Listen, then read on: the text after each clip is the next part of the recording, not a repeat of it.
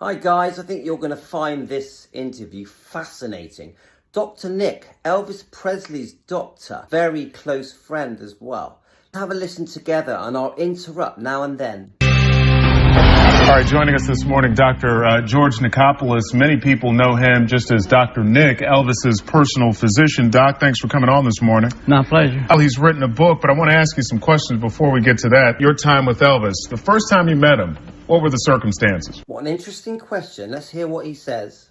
I happened to be on call for a group of doctors that I worked for. It was on a weekend, and Elvis had been in town for about a week and bought everybody that worked for him horses and trailers and stuff. They'd been horseback riding.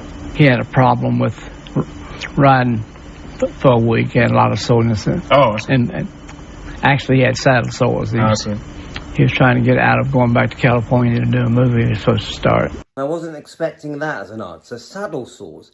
So I would say that was around 67 then, because that's when Elvis really took horse riding seriously. So you treated him? Right. And then after that, he liked the relationship so much he became his personal physician? Or? I think so. His doctor happened to be out of town the first time that I saw him, and he was living in California. When he moved back to Memphis, became his personal physician. And the interviewer doesn't mess around. Listen to this killer question that he throws at Dr. Nick. Okay. When he died, a lot of people blame the prescription drugs. Is that what killed Elvis Presley?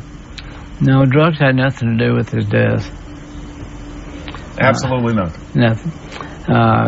That was proven and shown in my book from the toxicology studies that were done.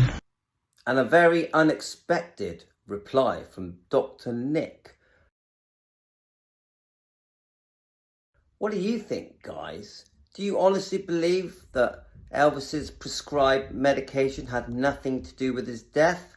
It's a big one. Did he have a drug dependency issue? He only had a drug dependency. He came into Memphis real sick after receiving acupuncture from a physician out in California for 6 months. Mm-hmm. Well,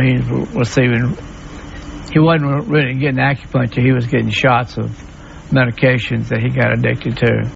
And I think quite an odd answer. I actually think Dr. Nick is being a bit protective of Elvis. What do you think, guys? Okay. And did you try to help him with his dependency? Yeah, I got him in touch with the rehab people here in town. So he's basically saying that Elvis did go into rehab in town, which I'm guessing is Memphis. Do you know anything about this? Did Elvis go into rehab? Dr. Nick, let me ask you about your book, Your Life with Elvis. What do you hope people will get from this book? An interesting question. And I know that feelings are very strong about Dr. Nick. And there's a lot of people very, very upset with Dr. Nick and blame him for Elvis's death. Can you give me your views on Dr. Nick if you think he was the cause of Elvis's death, and what your feelings are on the amount of prescribed medication that he gave to Elvis? Please comment.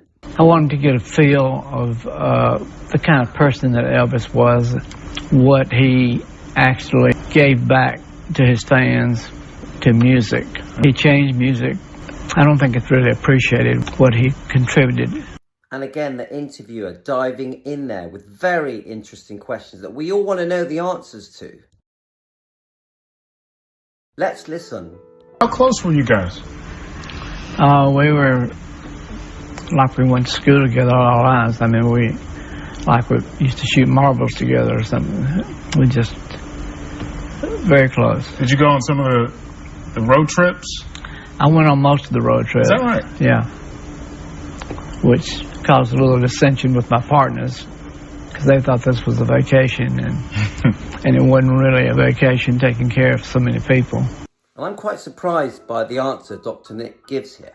I didn't realise that Elvis and Dr. Nick were such close friends, and that Dr. Nick accompanied Elvis everywhere, even on his holidays, on tour, on his road trips. And if you look at pictures and videos of Elvis, there are many where you see Dr. Nick in the background. Why did you decide to write this book now? Have you been working on it for a while, or? I tried to write a book before, several years after he died, and I hadn't read any of the other books, but they were brought up in preparation for some of my trials, and there was so much trash written, and I just didn't like what was going on, and the publishers that I talked to wouldn't let me write the book the way I wanted to write the book. They wanted to sensationalize it and make it look like he was an addict, and I just wanted to set the record straight. Okay, and you do that. And the King and Dr. Nick, what really happened to Elvis and me. You set the record straight in this book? I think so. Well, Dr. Nick, thanks for coming on. Good to talk to you. My pleasure. That's it, guys. We're at the end of this interview that I found. I'm so glad I stumbled across it, because it really is an eye-opener.